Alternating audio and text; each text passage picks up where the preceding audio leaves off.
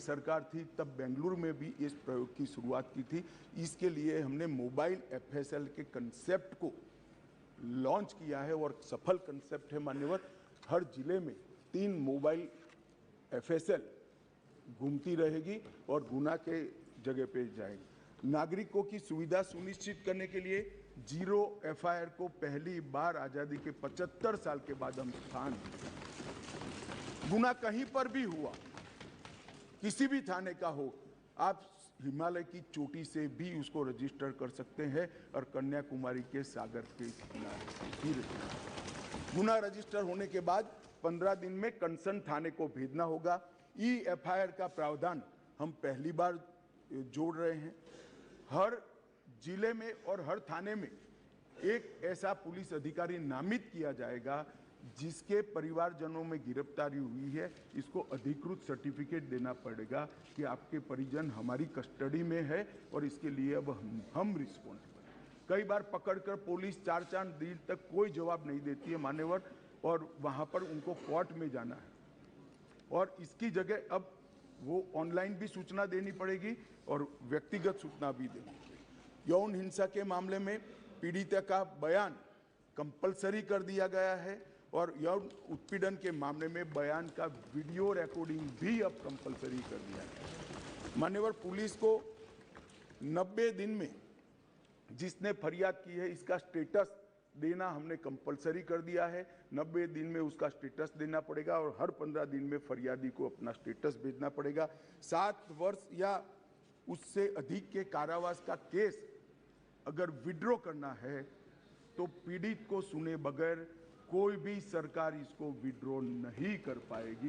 ये भी इससे नागरिकों के अधिकारों की रक्षा होगी और इसके अंदर पहली बार हम कम्युनिटी सर्विस को सजा के बारे में भी इंट्रोड्यूस कर रहे हैं मान्यवर। ये प्रैक्टिस में कई जगह पे है परंतु इसका इंट्रोडक्शन एक्ट से, कानून से अब होगा मान्यवर। सालों तक केस चलते नहीं है, इसके लिए भी हमने बहुत सारे प्रावधान करे हैं। छोटे मोटे मामलों में समरी ट्रायल का दायरा बढ़ा दिया है। समरी ट्रायल को 20,000 तक की गुनाहों में ले लिया गया है और 3 साल तक कि जिसमें सजा है वो सारे समरी ट्रायल से हो जाएंगे। इस एक ही प्रावधान से 40% केसों की सेशन कोर्ट से बाहर होकर नीचे ही समरी ट्रायल से समाप्त हो गए। मान्यवर, आरोप पत्र दायर करने के लिए पुलिस अधिकारी आगे की जांच चालू है, आगे की जांच चालू है, आगे की जांच 6-6 साल अब नहीं कर पाएंगे। हमने तय कर दिया है कि 90 दिन में आरोप पत्र दायर करना ही पड़ेगा और कोर्ट भी उनको और 90 दिन की परिस्थिति देखकर परमिशन दे सकती है। 180 दिन में आपको जांच समाप्त कर ट्रायल के लिए भेज देना पड़ेगा। इससे बहुत बड़ा फर्क होगा। वारंट के मामले में भी हमने काफी सारे बदलाव किए हैं। आरोपी व्यक्ति को आरोप तय करने की नोटिस 60 ही दिन में देने के लिए अब कोर्ट बाध्य हो जाएगी। कोर्ट ने चार्ज फ्रेमिंग 60 दिन से ज़्यादा लंबा नहीं कर सकती। बहस पूरी होने के बाद 30 ही दिन में मान्यवर न्यायाधीश ने अपना फैसला देना पड़ेगा। अब 3-3 साल तक फैसला पेंडिंग नहीं रखा। कई सारे जज ऐसे पूरी सुनवाई कर देते थे और फिर बाद में ट्रांसफर हो जाती थी या रिटायर्ड कर जाते थे और ट्रायल फिर से चलती। अब ऐसा नहीं होगा। 30 दिन के अंदर ही फैसला देना पड़ेगा। इसको भी हमने, और फैसले को 7 दिन के अंदर ऑनलाइन उपलब्ध कराना पड़ेगा जिससे इस पर अपील की कार्यवाही मान्यवर हो जाए। सिविल सर्वेंट के विरुद्ध कोई फरियाद होती थी, पुलिस ऑफिसरों के विरुद्ध कोई फरियाद होती थी तो एक प्रावधान है जिससे उनको सुरक्षा मिली हुई है। सरकार की परमिशन के बगैर इनका संज्ञान या तो चार्जशीट या ट्रायल शुरू नहीं हो सकती। मान्यवर, सालों तक कोई परमिशन आती ही नहीं थी और उसके कारण सिविल सर्वेंट के साथ साथ बाकी लोग भी डिले ट्रायल को एंजॉय करते थे। हमने तय कर दिया है कि 120 दिन में सरकार हाँ या ना कह दे, वरना डीम्ड परमिशन माना जाएगा और ट्रायल को फेस करना है। मान्यवर, एक बहुत बड़ा दिक्कत मैंने देखा है कि एसपीए नाते किसी ने एक केस जांच किया है तो डीजीपी या तो रिटायर्ड होने के बाद वो केस चलने पर आता है और उनको गवाही देने जाना है। हमने ये प्रक्रिया के अंदर आमूल चूर परिवर्तन किया है कि जो एसपी अभी नौकरी कर रहा है वो ही फाइल देखकर गवाही देगा, जो पहले था उसको आने की जरूरत नहीं। माननीय, बहुत बड़ा क्रांतिकारी बदलाव। इसके कारण इतना देर होती, इतनी देर होती। आज हमने बारीकी से ट्रायल किस चीज के कारण लेट होती है इसका अभ्यास किया है। सबसे ज्यादा डेट अगर लगे तो यही कि भैया वो तो डीजीपी हो गए, डीजीपी साहब को समय नहीं होगा, तहसील में कैसे आएंगे, जब उनकी विजिट है तो 1.5 साल तक गवाही नहीं होती। मगर अब कोई डीजीपी साहब या तो रिटायर्ड बाबू को बुलाने की जरूरत नहीं, वहां जो एसपी है वो फाइल देखकर, और वो डीजीपी साहब को कुछ याद भी नहीं है, उन्होंने भी फाइल देखकर ही कोर्ट को असिस्ट करना है, मगर ये नहीं होता था। अब हमने ये कर दिया है। घोषित अपराधियों की संपत्ति की कुर्की का भी ये है नहीं, वरना यूपीए वालों को बहुत दिक्कत आती इस प्रावधान से। घोषित अपराधियों की संपत्ति की कुर्की का भी हम प्रावधान मान्यवर इसमें लिए। संगठित अपराध के लिए एक नया प्रावधान हम इसके अंदर जोड़ रहे हैं, जो अंतरराज्य गैंग और संगठित अपराध है, इसके विरुद्ध एक अलग प्रकार की कठोर सजा का प्रावधान। महिलाओं के प्रति अपराध और सामाजिक समस्याओं के निपटान के लिए भी हमने ढेर सारे किए हैं। शादी, रोजगार, पदोन्नति के झूठे वादे और गलत पहचान प्रकट कर जो यौन संबंध बनाते थे, उसको अपराध की श्रेणी में पहली बार नरेंद्र मोदी सरकार लाए। गैंग रेप के सभी मामलों में 20 साल की सजा या आजीवन कारावास का प्रावधान किया है, जो आज नहीं है।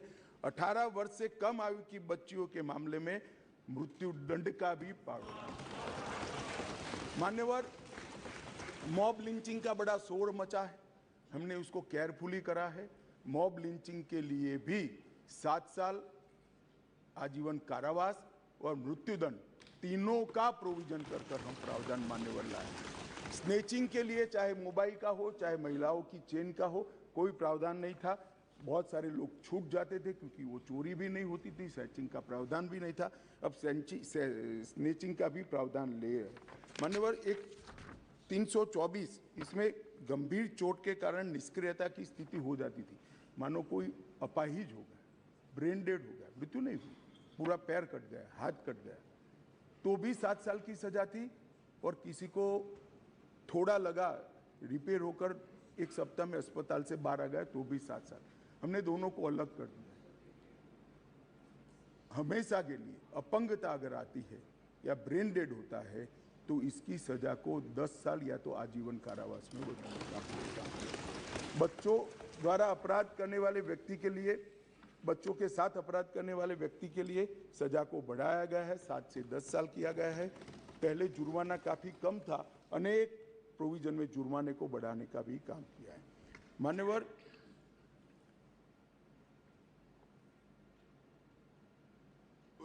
अपराधियों के विरुद्ध जो भाग जाते थे इसके लिए भी 10 साल की सजा का लाया है, प्रावधान लेकर आए हैं। सजा माफी को पॉलिटिकल यूज करने वाले बहुत किस्से आते थे। अब हमने कह दिया है कि अगर किसी को सजा माफ करनी है तो मृत्यु की सजा को आजीवन कारावास में बदल सकते हैं। आजीवन कारावास की सजा को 7 साल तक ही माफ कर सकते हैं। 7 साल के कारावास को 3 साल तक ही माफ कर सकते हैं। किसी भी गुनहगार को, अभी बिहार में कुछ मामले आए हैं सामने, इसी प्रकार से राजनीतिक रसूख वाले लोगों को छोड़ा नहीं जाएगा, उनको भी सजा भुगतनी पड़ेगी। इसका भी प्रावधान मान्यवर हम लेकर आए हैं। मान्यवर, राजद्रोह पर ये अंग्रेजों ने अपने शासन को बचाने के लिए एक कानून बना था। मैं इस सदन को कहना चाहता हूँ, एक ऐतिहासिक निर्णय इस सरकार ने किया है। राजद्रोह को कंप्लीटली हम रिपील कर रहे हैं, कंप्लीटली रिपील। यहाँ लोकतंत्र है, सबको बोलने का अधिकार है। राजद्रोह को हम कंप्लीटली रिपील कर रहे हैं मान्यवर। और इस कानून में इसके साथ साथ अलगाव, सशस्त्र विद्रोह, विध्वंसक गतिविधियां, अलगाववाद, भारत की संप्रभुता, एकता को, अखंडता को चैलेंज करना, ये सब को कानून के अंदर किसी न किसी दाएं बाएं तोड़ मरोड़ कर जोड़ते थे। इसका कोई स्पेशल प्रोविजन नहीं था, टेररिज्म की व्याख्या ही नहीं थी। पहली बार अब इसकी व्याख्या हो रही है और जुड़ी संपत्ति को कुर्क करने का अधिकार भी। मान्यवर जांच करने वाले पुलिस अधिकारी के संज्ञान पर कोर्ट इस पर ऑर्डर करेगा। कुर्की का ऑर्डर पुलिस अधिकारी नहीं कर पाएंगे, निर्णय नहीं कर पाएंगे, कोर्ट में सुनवाई के बाद होगा। मान्यवर, एक बहुत बड़ा ऐतिहासिक फैसला हमने किया है, अनुपस्थिति में ट्रायल। कई सारे केसों में दाऊद इब्राहिम वांटेड हैं, चले गए, देश छोड़कर भाग गए, आज उन पर ट्रायल नहीं होती। हमने तय किया है कि सेशन कोर्ट के जज ड्यू प्रोसीजर के बाद जिसको भगोड़ा घोषित करेंगे उसकी अनुपस्थिति में ट्रायल होगी और उनको सजा भी सुनाई। दुनिया में वो कहीं पर भी छिपके सजा सुनाई जाए। मान्यवर, इससे बहुत बड़ा फर्क पड़ने वाला है और वो सजा के खिलाफ अपील करना है तो न्याय की शरण में आए, अपने आप को भारतीय कानूनों के शरण में, भारतीय कानूनों की शरण में लाएं और अदालत के सामने जाए तो हाईकोर्ट में चैलेंज करें। मान्यवर, मैं सार्वजनिक जीवन में बहुत बचपन से हूँ, राज्य का गृह मंत्री भी रहा हूँ। मैंने बहुत सारे थाने विजिट किए, बहुत सारे सदस्य भी थाने में गए होंगे। आप देखे होगा टूटी फूटी साइकिल, टूटी फूटी गाड़ी, टूटी फूटी ऑटो सालों तक पड़ी, सबने देखा। वो इसलिए पड़ा है कि कानून में प्रोविजन है कि केस के निपटारे तक इसको संभाल पर रखना। हमने प्रोविजन कर दिया है इसकी वीडियोग्राफी करना, वीडियोग्राफी की सर्टिफाइड कॉपी कोर्ट में जमा कराना और फिर इसका निपटारा आप कर सकते हो। इससे कम से कम पुलिस स्टेशन की स्वच्छता भयानक। मान्यवर, इस प्रकार के, मैंने तो अभी थोड़ा बताया, इस प्रकार के ढेर सारे बदलाव इस कानून के अंदर हम लेकर आए हैं। टोटल 313 बदलाव है मान्यवर, और मैं इतना कह सकता हूं कि हमारी न्यायिक दंड प्रक्रिया, क्रिमिनल जस्टिस सिस्टम के अंदर आमूलचूल परिवर्तन होगा और सबको ज़्यादा से ज़्यादा 3 साल के अंदर न्याय होगा। मान्यवर, इसमें पुलिस अधिकारियों को भी जवाबदेह किया है, वकीलों को भी जवाबदेह किया है और न्याय करने वाले के लिए भी मर्यादाएं रखी। इसमें महिलाओं का और बच्चों का विशेष ध्यान दिया गया है।